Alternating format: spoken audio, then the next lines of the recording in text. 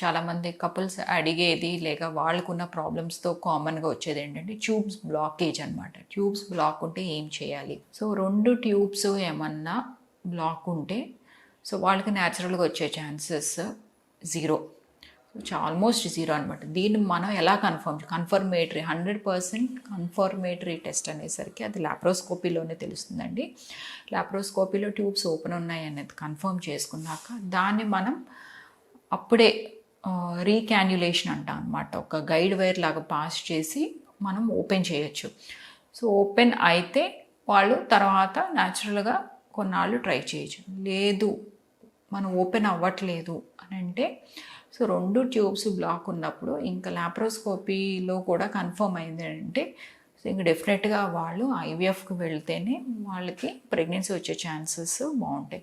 So దీన్ని మనం ఏమైనా ఐవీఎఫ్లో కాకుండా ఇంకేదైనా పద్ధతిలో మనం ప్రెగ్నెన్సీ ప్లాన్ చేసుకోవచ్చా అని చూస్తే సో లాప్రోస్కోపీలో ఓపెన్ చేసి మీరు ట్రై చేయొచ్చు. కానీ ఇది ఓపెన్ అయ్యే ఛాన్సెస్ చాలా తక్కువ. ఎందుకంటే వన్స్ బ్లాకేజ్ అనేది కన్ఫర్మ్ అయిన తర్వాత usual functional ability of the tubes తగ్గుతాయి అన్నమాట. ఫంక్షనల్ డ్యామేజ్ జరిగినప్పుడు ప్రెగ్నెన్సీ వచ్చే అవకాశాలు బాగా తగ్గుతాయి.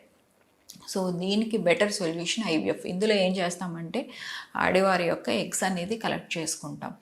సో కలెక్ట్ చేసుకున్నాక ఎగ్ స్పర్మ్ని మనము ల్యాబ్లో త్రూ ఇక్సీ మెథడ్ ద్వారా ఎంబ్రియో ఫార్మేషన్ చేసిన తర్వాత మళ్ళీ ఆ ఎంబ్రియోని డైరెక్ట్గా ఆడవారి యొక్క గర్భసంచిలో పెట్టడం వల్ల ప్రెగ్నెన్సీ అనేది డిలే అవ్వదు. సో సక్సెస్ రేట్స్ కూడా బాగుంటాయి.